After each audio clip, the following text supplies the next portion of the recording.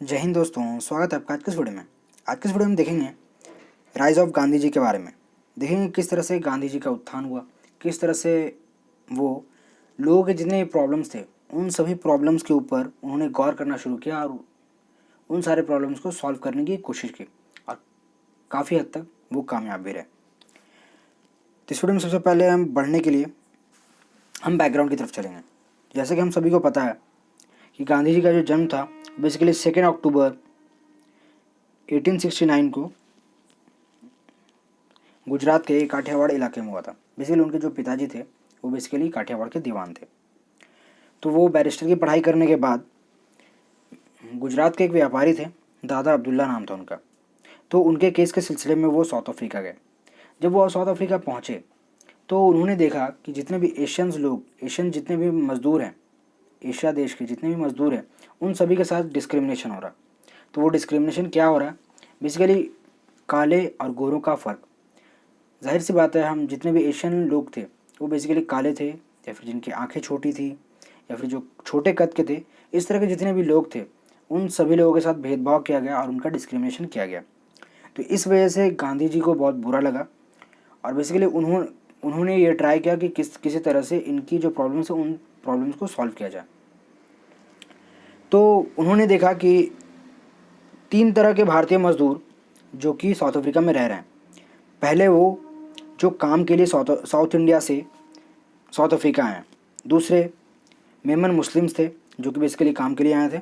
और तीसरे वो लोग जो कि बेसिकली अपनी फैम आए थे काम के लिए और बेसिकली उनका जो एग्रीमेंट था वो एग्रीमेंट ख़त्म होने के बाद वो बेसिकली अपनी फैमिलीज़ के साथ वहीं पे बस गए।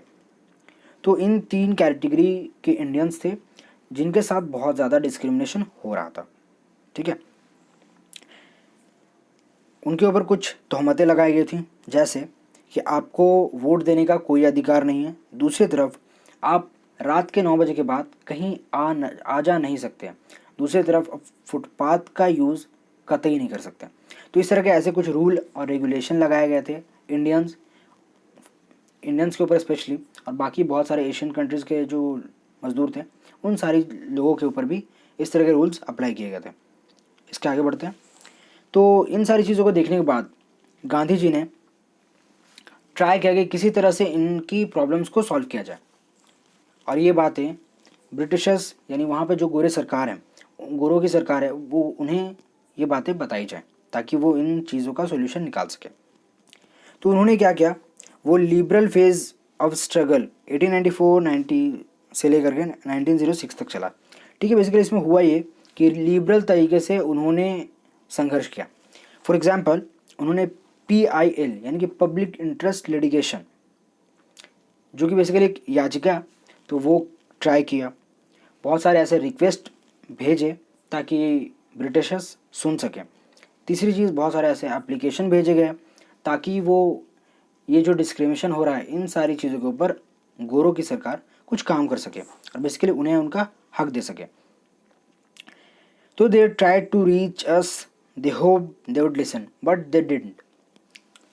उन्होंने बहुत ट्राई किया कि वो उनकी बातें सुने, लेकिन उन्होंने सुनी नहीं। तो they started Natal Indian Congress. तो उन्होंने नेटल इंडियन कांग्रेस की शुरुआत की ताकि, और इन चीज़ों के अलावा इंडियन ओपिनियन लेटर का भी इस्तेमाल किया और इन सारी चीज़ों के थ्रू वो अपनी और जिनके साथ डिस्क्रिमिनेशन हो रहा है उनकी बातों को ब्रिटिशर्स तक पहुंचाने का काम कर रहे थे।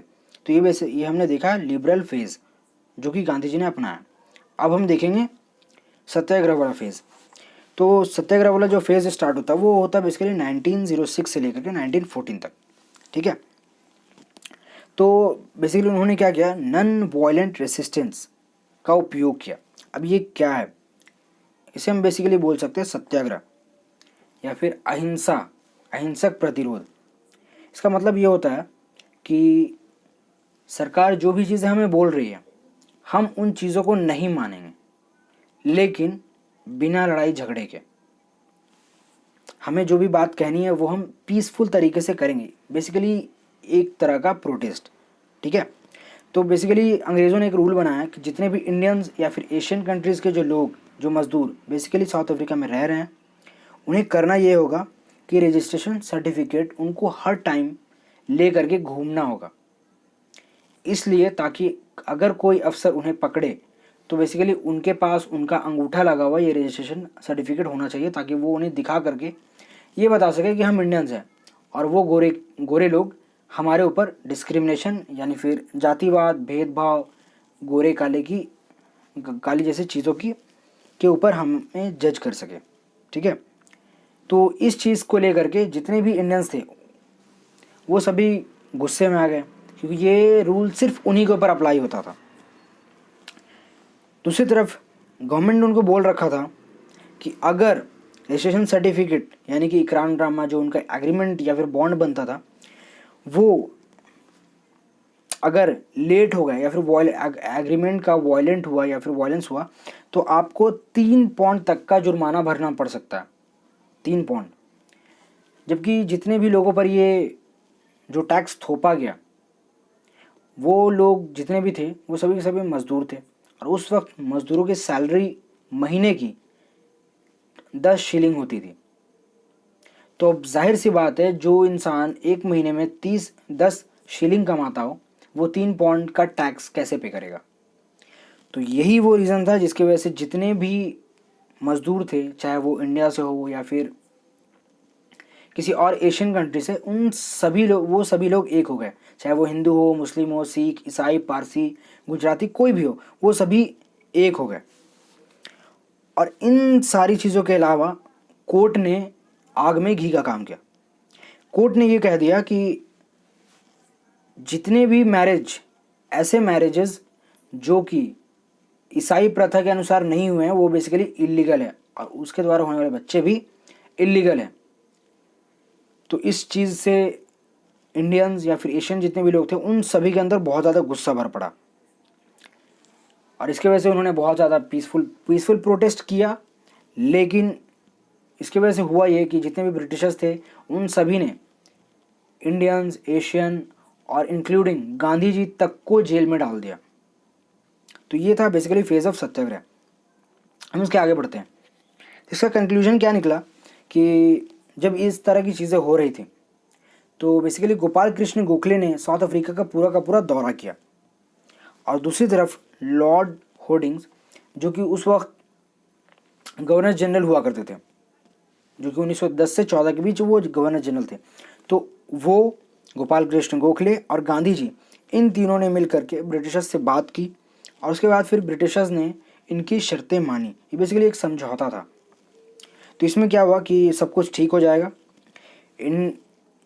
तो इसमें यही था कि उनके जो मैरिजेस थे, चाहे आप हिंदू प्रथा, मुस्लिम प्रथा, ईसाई, आप जिस भी प्रथा से शादी कर रहे हैं वो लीगल है, आपके बच्चे लीगल हैं। इन सारी चीज़ों के अलावा जो रजिस्ट्रेशन सर्टिफिकेट का जो तामझाम लगाया गया था वो भी मान लिया गया कि ठीक है, मत रखो आप। और इस तरह की जो भी चीज़ें मैंने आपको इससे पहले एक्सप्लेन की थी वो सारी चीज़ें अब इंडियंस के ऊपर नहीं थोपी गई।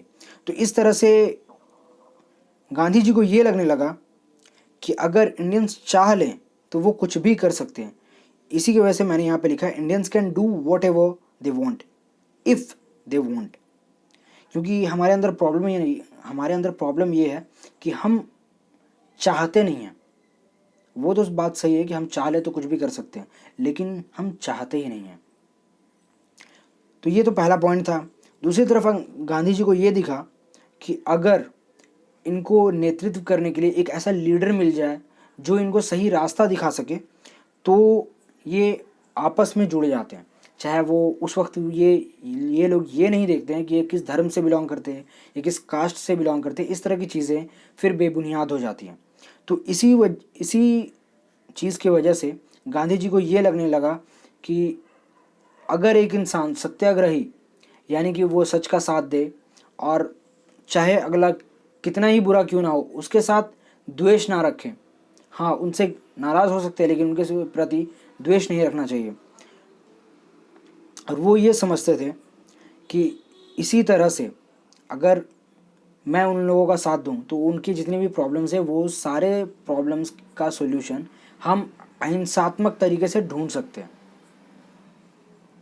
तो बस आज की इस वीडियो में बस इतना ही था।